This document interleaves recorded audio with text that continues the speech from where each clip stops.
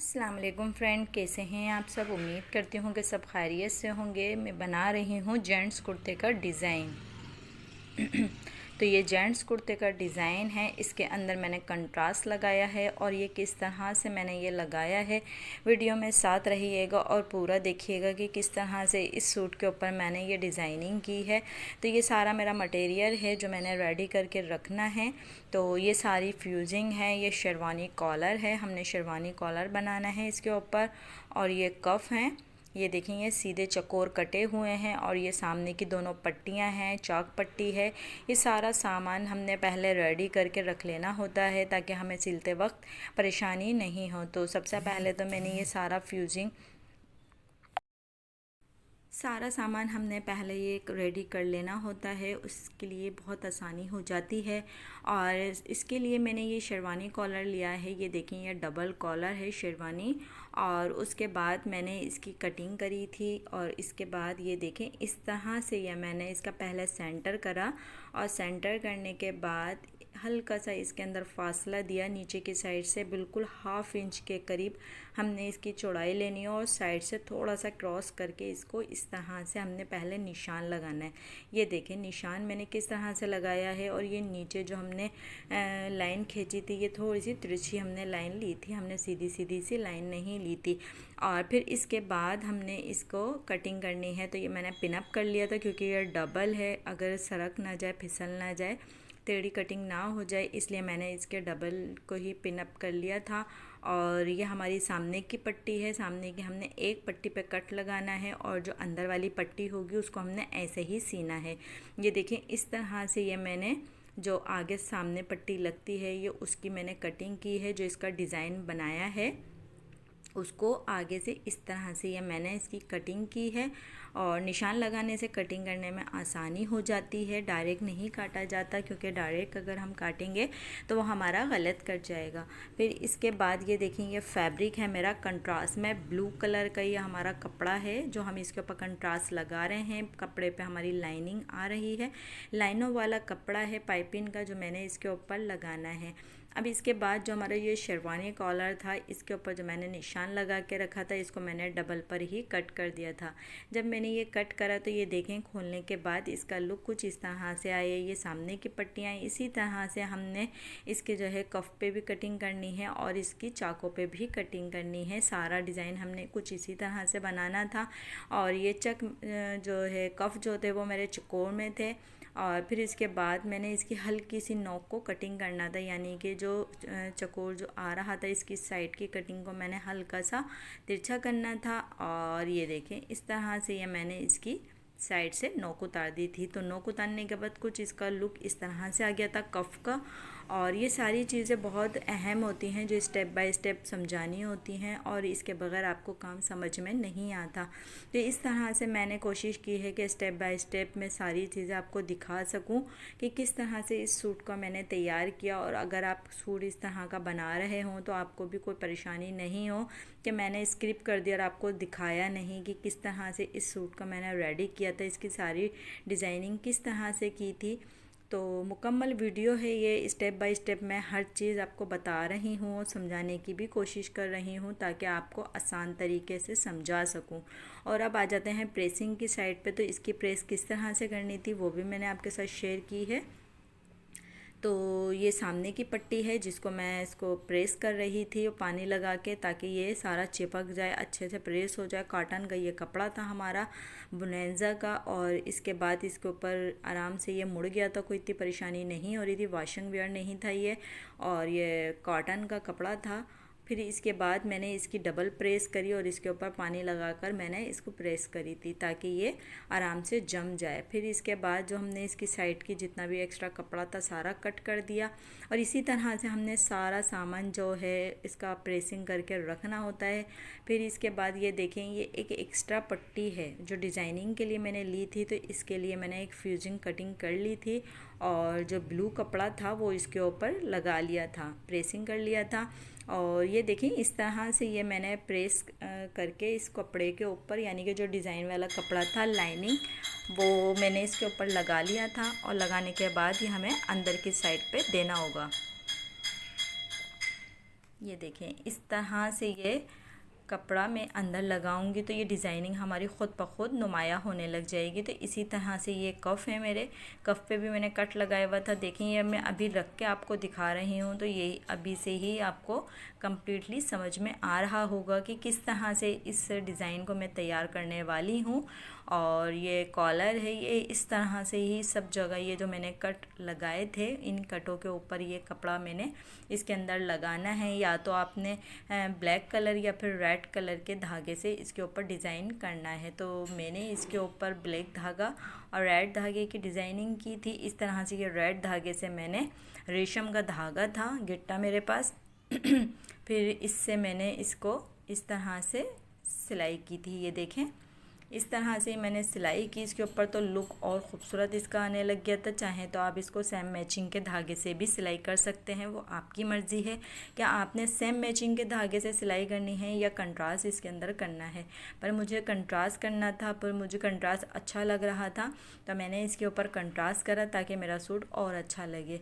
तो आपकी मर्ज़ी है, आप चाहें तो मैचिंग के ही धागे से सिलाई भी लगा सकते हैं। और अगर आपके पास कंट्रास्ट का धागा है तो आप कंट्रास्ट का रेशम का धागा, मेरे पास ये रेशम का धागा मौजूद था, तो मैंने इसके ऊपर ये डिज़ाइनिंग कर ली थी। तो मुझे ये अच्छा लग रहा था। पहले मैं ब्लैक कलर का लगा रही थी, पर मुझे ब्लैक इसके ऊपर जच नहीं रहा था, क्योंकि ये ब्लू कलर का मैंने इसके ऊपर ये पट्टी लगाई थी।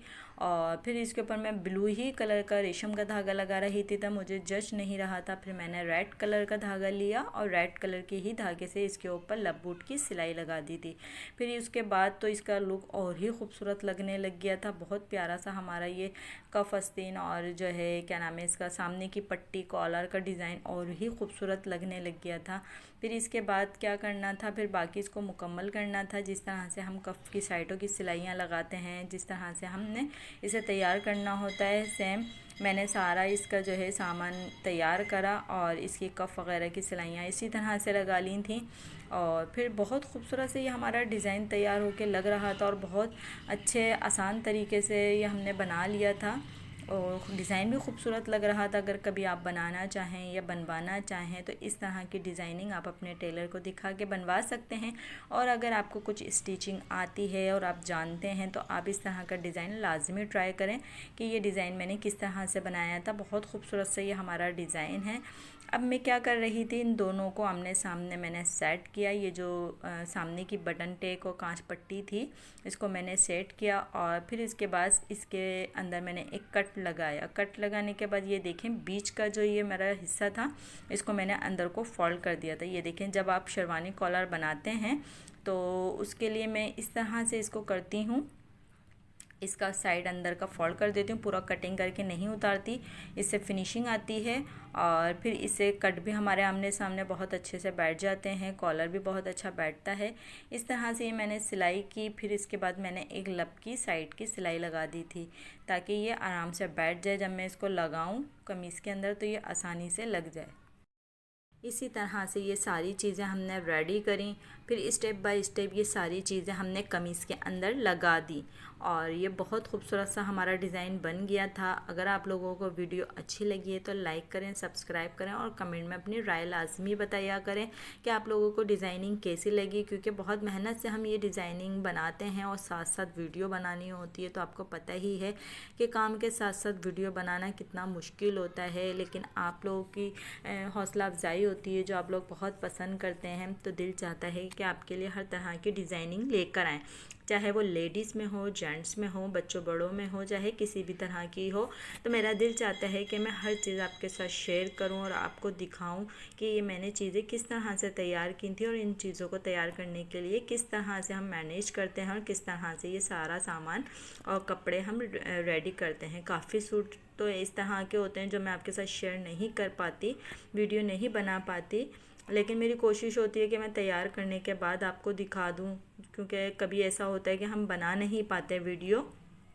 तो इसी तरह से मैंने काफ़ी सारी वीडियो ऐसी बनाई थी जो मैं आपके साथ शेयर नहीं कर सकी थी, लेकिन कुछ डिज़ाइनिंग ऐसी होती है जो दिल चाहता है कि टाइम है या नहीं है, आपने वीडियो बनानी है और आप लोगों को दिखानी है ताकि आप लोग मिस ना कर सकें कि इस तरह की डिज़ाइनिंग थी और मैंने दिखाई नहीं आपको।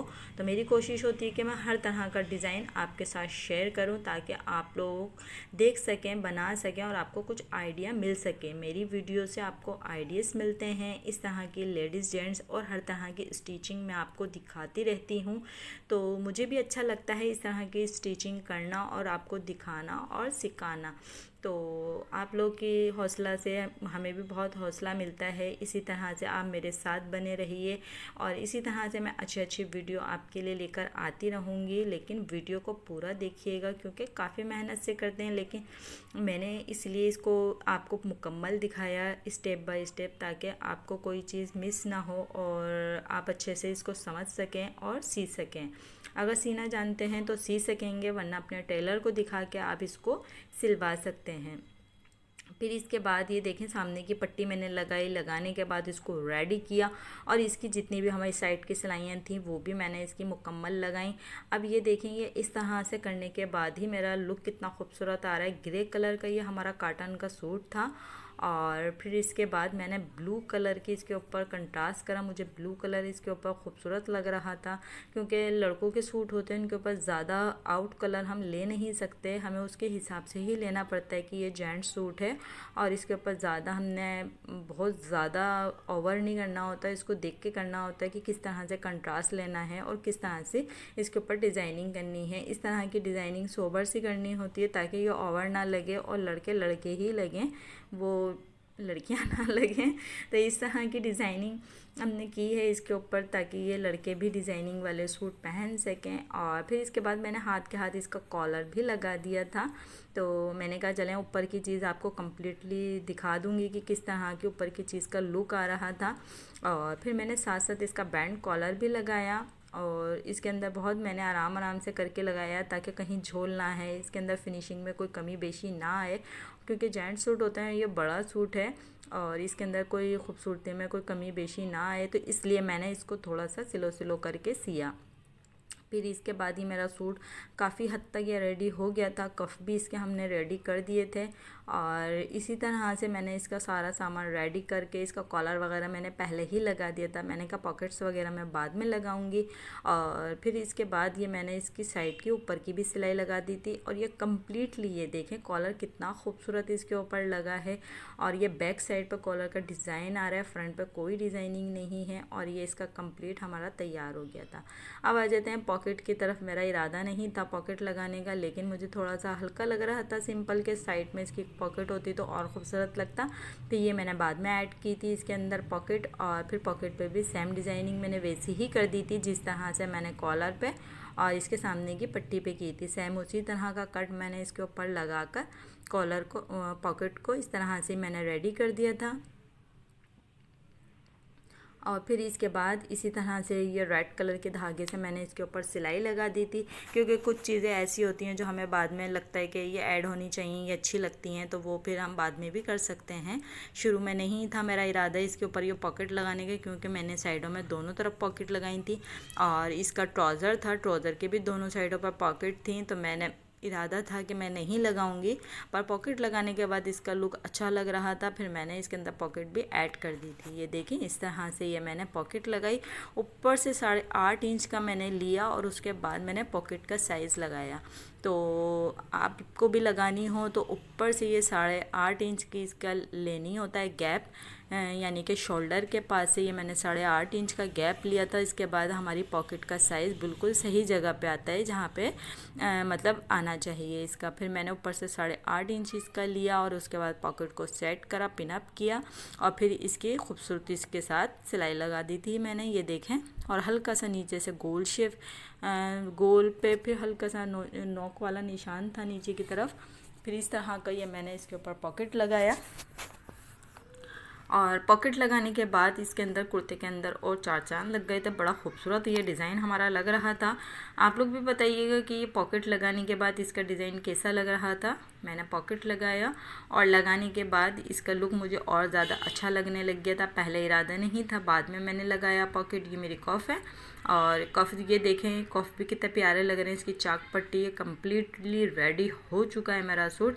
अब आप लोग के कमेंट बताएंगे कि आप लोगों को सूट कैसा लगा और इसका डिज़ाइन कैसा लगा। अगर वीडियो अच्छी लगी तो लाइक सब्सक्राइब करें, अपनी दुआ में याद रखिएगा। अल्लाह हाफिज़। अब मिलते हैं किसी एक अच्छी सी नई वीडियो के साथ, लेडीज़ होगी या जेंट्स ये नहीं मालूम। अपना ख्याल रखिएगा। अल्लाह हाफिज़।